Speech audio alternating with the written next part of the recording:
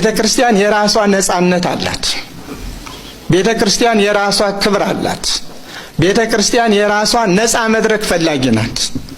ሁሉም ያም ይሄንን አድርጊ ስላላት እየተጎተተች የተባለችውን የምታስተናግድ አትሆንም አይደለችም። የፖለቲካው መስመር ሲደፈር ዝም እንደማይል ሁሉ እኔም ደግሞ ለኔ የመጀመሪያውም የመጨረሻውም ህይወቴም ማንነቴም ክብሬም ቤተክርስቲያኔ ስለሆነች እሷ ስትደፈር ዝም አልልም፣ እናገራለሁ። የመጣውንም ለመቀበል በጸጋ ዝግጁ ነኝ። መደፋፈሩ በዝቷል። መንግስትም ቤተክርስቲያኒቷን ይደፍራታል፣ አልፎ ይሄዳል። ቤተክርስቲያኒቷን መድፈር ግን አደጋ ነው። ለሃይማኖቱ የማይሞት የለም። አዎ ከዚህ ቀደምም ብዙዎች ሞተዋል፣ ነገም ብዙ ይሞታል፣ ትናንትም ብዙ ሞቷል።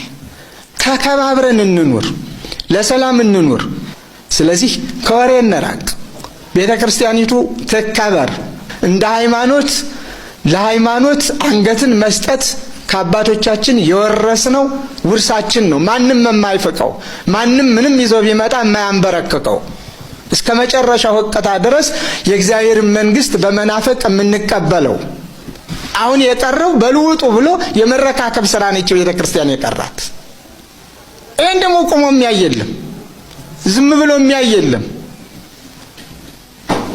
ሶምሶን ያለው አለ ትጻ ነፍሴ ምስለ ኢሎፍላውያን፣ ነፍሴ ከኢሎፍላውያን ጋር ትውጣ ነው ያለ። ከሃይማኖቴ ጋር የኔ ነፍስ ትወጣለች። በሃይማኖት አንደራደርም። ከዛ ውጭ ግን ይህንን ካላደረጋችሁ ምን ልትናገሩ መጣችሁ፣ ይሄ ካልሆነ እንዲህ እንሆናለን የሚለው ምንም የትም አይደርስም። እሱ የትም አያደርሰንም። አይተናል፣ ዘመናት አልፈዋል። ገዢ ሰላም ብቻ ነው፣ ገዢ ፍቅር ብቻ ነው። አመፅ፣ ኃይል፣ ጉልበት፣ ጦር የተወሰነ ጊዜ ነው የሚገዛው። ከተወሰነ ጊዜ በኋላ አቅም የለውም፣ በራሱ ይወድቃል። አይተናል በዓለም ዙሪያ፣ ዛሬም እያየን ነው። ፍቅርን የሚገዛውን ያህል ማንም ገዝቶ አያውቅም። እናንተ ሁሉ ስለሆን በአደባባይ ስትቀዱ ቆዩ። በመብርሃን እንዳታሳልፉት። መብርሃን የምትወዱ ከሆነ እንዳታሳልፉት። ይህም መልእክት ሼር ኮፕሊንግ በማድረግ ለዓለም አድርሱልን። እናንተ ሁሉ ስለሆን በአደባባይ ስትቀዱ እኛ ደግሞ ከፍ እናደርገዋለን። ማርያም እንኳን አደረሳችሁ ኦርቶዶክሳውያን ክርስቲያኖች ለበዓለ መስቀሉ። እንግዲህ የመስቀል በዓልን ለማክበር የኢትዮጵያ ኦርቶዶክስ ተዋሕዶ ቤተክርስቲያን የምትጠቀምባቸውን የተለያዩ ንዋያተ ቅድሳትን በአደባባይ ይዞ መውጣት አይቻልም የሚባልበት ደረጃ ደርሰናል። እንግዲህ በቀጣይ 20 እና 30 ዓመታት ደግሞ በእኛ ምኝታ ብዛት ማለት ነው በሻማ ነው የምታከብሩት። ደመራ አይቻልም፣ ከተማውን ጭስ ያፍነዋል ልንባል እንችላለን ብለን እንገምታለን። በዛ ማለት በዚህ በመስቀሉ ጠርቆ ዲያብሎስን በአየር ላይ ወጥሮ ይህ ስጋ የለበሰ እንዴት እንዲህ ሊያደርገኝ ይችላል እያለ እስኪጮህ ድረስ ሞታችንን ያስወገደ አምላካችን መድኃኒታችን ኢየሱስ ክርስቶስ ከእርሱ ጋር ለዘላለም ጸንተን እንድንኖር ከመስቀሉ እንዳንወርድ የኔ የሚሆን መስቀሉን ይዞ ይከተለኝ ያለውን መስቀል ላይ መስቀሉን ይዞ ተሸክሞ መዞር ምናምን ዝም ብሎ እንትን አይደለም። እዚህ መስቀል የተመሳቀለ ነገር ነው። ምቾት የለም፣ ሰላም የለም፣ ሁልጊዜ መከራ ነው። ከመስቀሉ አልወርድም በሉ ኦርቶዶክሳውያን ክርስቲያኖች፣ አልወርድም እስከ መጨረሻው ጸናለሁ ማለት አለባችሁ። ለሚመጣው ነገር ሁሉ ለእያንዳንዱ ጉዳይ ፊት ለፊት መጋፈጥ አለባችሁ፣ በየትኛውም መንገድ ምነግራችሁ ማለት ነው። በተለይ ወጣቶቹ እስካሁን ተኝተናል ምናምን፣ ለዛ ነው አሁን እንደዚህ ውቃቢያችን የሚጠፋው። ሰላም ይነሳል። ልክ ከቆስጠንጢኖስ ዘመነ መንግስት በፊት የነበሩት ወደዛ የነበረው መከራ ነው። አሁን በነገራችን ላይ አሁን ያለው ጉዳይ ማለት ያነ ነው፣ ግን በዘመናዊ መንገድ ስለሆነ ነው። አባባል ገብቷቸዋል። በዘመናዊ መንገድ ስለሆነ ነው ማለት የሆነ ጉዳዩ ትክክል የሆነ አስመስለው ስለሚነግሩ ነው እንጂ አሁን ስደት መከራ ላይ ነው ያለነው። ባጭሩ መከራ ይኸው ልጆቻችን ታስረው ነው ያሉት፣ ወንድሞቻችን ምናምን እስር ቤት ነው ያሉት። ይህን ጉዳይ ፊክስ ለማድረግ አንተ ወጣቱ ኦርቶዶክሳዊው በፖለቲካው መድረክ ሊሆን ይችላል፣ በየትኛውም ቤተክርስቲያንን የሚያድንን ነገር ብቻ። ምን ማለት ነው? ስለ ቤተክርስቲያን አስበህ የምታደርገው ነገር ለሰዎች ሰላምን ነው የሚሰጠው፣ ችግርን አያመጣም፣ ጦርነትን አይወልድም፣ መከራን ልዩነትን አይፈጥርም፣ ሰላምን ነው የሚፈጥረው፣ ለሀገር ደህንነትን ነው የሚፈጥረው። አባቶች እንደዛ ነው ያደረጉት። አባባሌ ገብቷል። ሰላማችሁ ብዝት ይበል በያላችሁበት። ሰላም ክርስቶስ ከሁላችን ጋር ይሁን። የኛ ኢትዮጵያ እናት የኛ ሀገር የኛ ሀገር ዋሻው ለቶ ተበሎ አናተ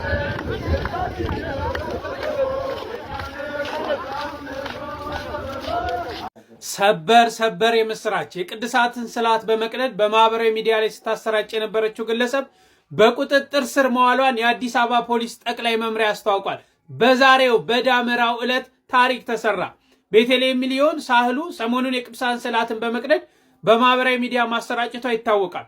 ሃይማኖትን ማንቋሸሽና ማዋረድ ተገቢነት የሌለውና በህግ የሚያስጠይቅ ህገወጥ ተግባር በመሆኑ ፖሊስ ግለሰቧን በፈጸመችው ድርጊት መስከረም 16 ቀን 2018 ዓ.ም በቁጥጥር ስር በመዋል ምርመራ እያጣራ መሆኑ የአዲስ አበባ ፖሊስ ጠቅላይ መምሪያ አስታውቋል። እንኳን ደስ አላችሁ። ፍትህ እንፈልጋለን። ብዙዎች እንዲሰሙ በደንብ ኮፒ ሊንክና ሼር አድርጉት። ይቺ ሴትዮ ተከታይ አላት። በ21ኛው መቶ ክፍለ ዘመን ሰው የሚያመልክ ብቸኛው ደካማ ማህበረሰብ ማለት የኢትዮጵያ ማህበረሰብ ነው። ይቺ ተያዘች አሉ። ተከባብረን ከምንኖረው ሰዎች ጋር እያያዘችን ተያዘች አሉ። ወንድማችን እንዲታሰር ምክንያት የሆነችው ተያዘች አሉ። በእሷ ስር ተተክተው ሌሎቹ እንዲቀዱ አርአያ የሆነችው ተያዘች አሉ። መስቀል አደባባይ እንኳን ድንግል ማርያምን ይዘን እንዳንወጣ ምክንያት የሆነችው ጥሩ ነው መያዙ፣ ግን ትክክለኛ ቅጣት ይቀጣታል። በቃ የሰማዩን እሱ ይቀጣታል፣ የምድሩ ግን ሌላው መማሪያ ትሆን ዘንድ ትክክለኛ ፍርድ፣ ትክክለኛ ቅጣት ይቀባታል። ያኔ ህግንም ህግ አስከባሪዎቹንም ወጥተን እናመሰግናለን። በነጋሽ በዳዳ ላይ የመከላከያ ልብስ በመልበስ ዛቻ ያደረሰው ግለሰብ እንግዲህ በዛሬው ዕለት ላጠፋው ጥፋት እንደምትመለከቱት በራሱ ቲክቶክ ገጽ ላይ ይቅርታ ጠይቋል። የኢትዮጵያ ኦርቶዶክስ ተዋሕዶ ልጆች ይቅርታ።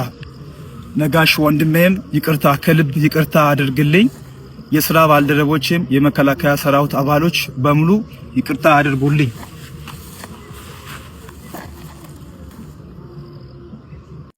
እንዴት አደራችሁ?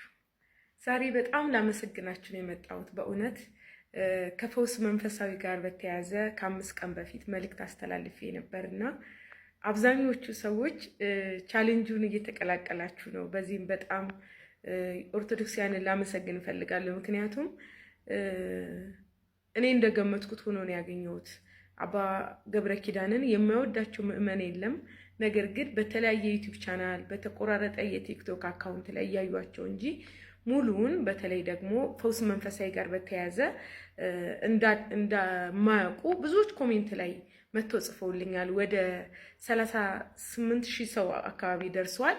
በዚህም ለውጥ አምጥተናል። በጣም ደስ ብሎኛል። ሁላችንም የራሳችንን ድንጋይ ነው መወርወር የሚጠበቅብን። ያንን ነው እኔም ያደረኩትና ቪዲዮን ስሰራ 345,000 ሰው ነበር ቴሌቪዥን ላይ የሰራሁት። አሁን ዛሬ ጠዋት ስመለከት 348,000 ሰው ደርሷል። 3,000 ሰው ከተለያዩ ሰዎች ቻሌንጁን እየሰሩ ያሉ እኛን ጨምሮ 3,000 ሰው ጨምሮልኛል ማለት ነው። በጣም ደስ ብሎኛል። ስለዚህ አሁንም ለሌሎች ላልሰማችሁ ኦርቶዶክሳውያን ፕሊስ ፈውስ መንፈሳዊ የ90 ቀን ቻሌንጅ አስቀምጠዋል። አባቶች አስቀምጠዋል። አንደኛ የሆስፒታል ግንባታውን እንድትደግፉ፣ ሁለተኛ ደግሞ 1 ሚሊዮን ሰብስክራይብ እንዲደርስላቸው ብዙ ምዕመን እንዲድን እንዲፈወስ ፈልገዋልና አሁንም ይህን ቪዲዮ ስሰራ ያላያችሁ ኦርቶዶክሳውያን ሄዳችሁ ሰብስክራይብ እንድታደርጉ ፈልጌ ነው። በጣም ደግሞ ሌላው አያይዤ አንድ ልነግራችሁ የምፈልገው እኔ የዛሬ 3 ወር ግንቦት አማኑኤል ቀን ነው ምስክርነት ሰጥቼ ወደ እናንተ ወደ ሶሻል ሚዲያው የተቀላቀልኩትና የዛን ጊዜ ምን ያህል ሰው መሰላችሁ የነበረኝ? እኔን የሚከተለኝ የሚያውቁኝ በዙሪያ ያሉ 80 ሰው ነበረ።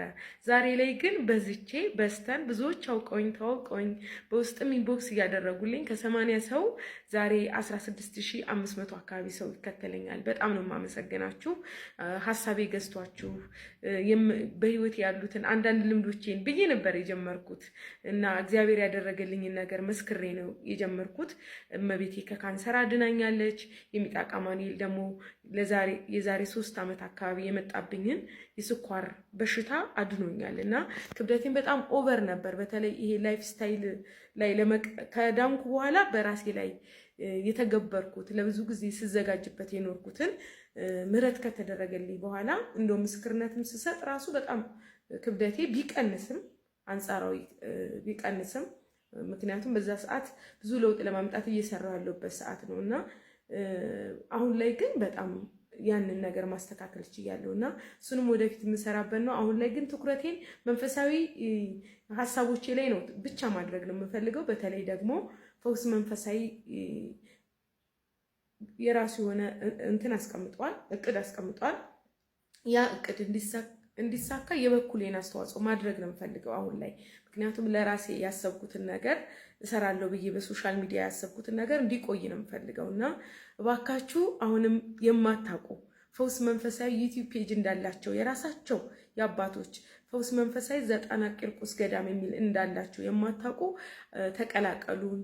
ሄዳችሁ ሰብስክራይብ አድርጉ ዩቲዩብ ላይ እና እኔን ደግሞ ጥሬን ሰምታችሁ በጣም ኮሜንት ላይ እያደረጋችሁልኝ ነበረ። የተቀላቀላችሁ ግን እጅግ አድርጌ ነው የማመሰግነው። ወደፊትም አሁን ደግሞ ሌላ አደራ እምላችሁ ቲክቶክ አልጎሪዝሙ ምን መሰላችሁ? እኔ ታዋቂ ሰው አይደለሁኝም፣ ግን እያወቁኝ ያሉ ሰዎች አሉ። መጀመሪያ ግን ለነሱ አይደለም እንዲደርስ የሚያደርገው። ቲክቶክ የሆነ ቪዲዮ ስትሰሩ አዲስ ያመጣው አሰራር ሌሎች ለማያውቁን ሰዎች ነው የሚልከው። እነሱ ሰዎች ያለውን ፊድባክ አይቶ ነው ቀስ እያለ ኢቭን ራሱ ገብቼ ሳይ ፎሎወሮቼ ለተወሰነ ሰዓታት ለአንድም ሰው አይደርስም እና ምናልባት እንትን አካውንት እየገቡ ፕሮፋይሌን እየገቡ ለሚያዩት ነው እና ፕሊስ አዳዲስ የሚደርሳቸው ቤተሰብ እንሆን፣ ፎሎ አድርጉኝ። ለቀጣይ አብረን ብዙ ነገሮችን ሀሳቦችን እንለዋወጣለን እና ፎሎ እያደረጋችሁኝ ላላችሁም እጅግ አድርጌ ነው የማመሰግነው። እንግዲህ በ3 ወር ውስጥ የኔን ለውጥ ማየት ትችላላችሁ በብዙ ነገር። አመሰግናለሁ እየተከታተላችሁኝ ስለሆነ ቴንኪዩ። እነዚህኛዎቹ ደግሞ ሌላኛዎቹ መኪና እናስመጣላችኋለን ባዮች ናቸው።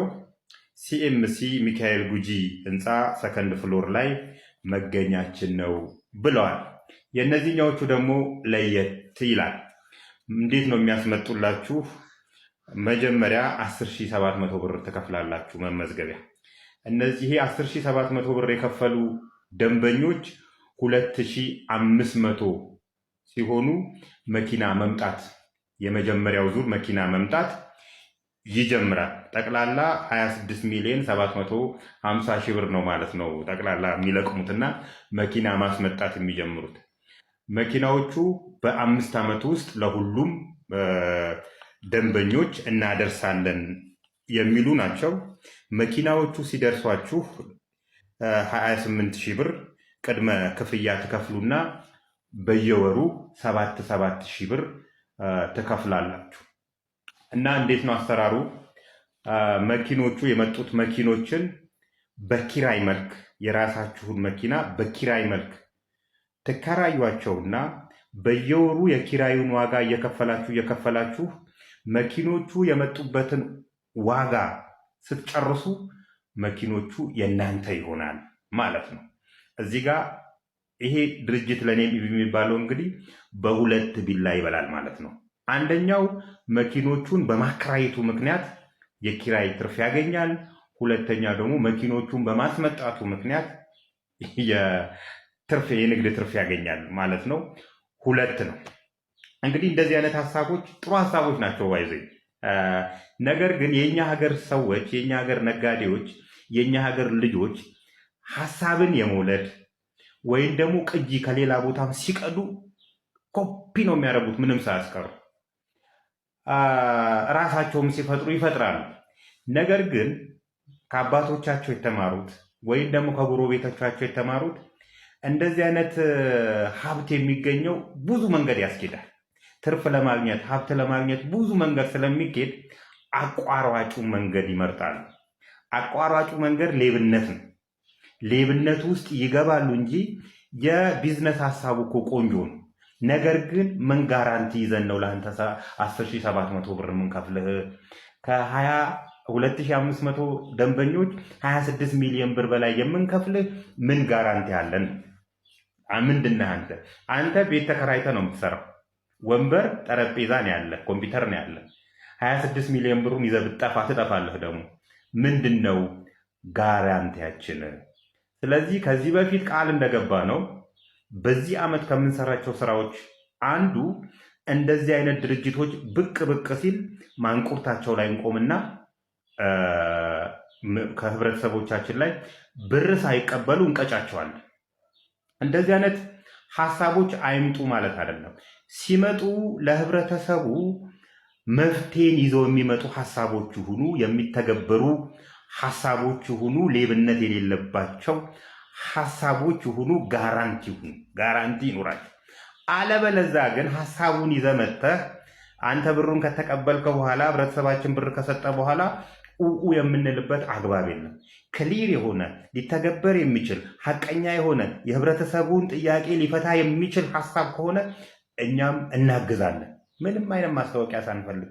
ያለበለዛ ግን እንደዚህ እሸዋሸዋ ሰርቼ ታጠፋለሁ ብትል አንሰማህም፣ አይሆንም። አሁንም እዛ እንትኖች ልገቡ ያሰባችሁ በተለይ እነዚህ ነገሮች ታርጌት የሚያደርጉት የታክሲ ሹፌሮችን ነው፣ የላዳ ታክሲ ሹፌሮችን ነው።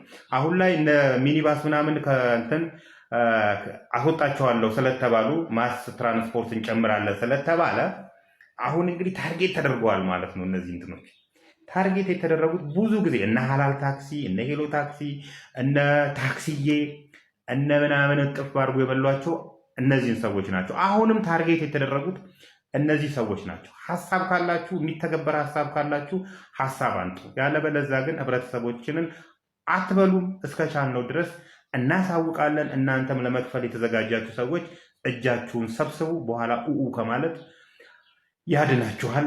ቻው።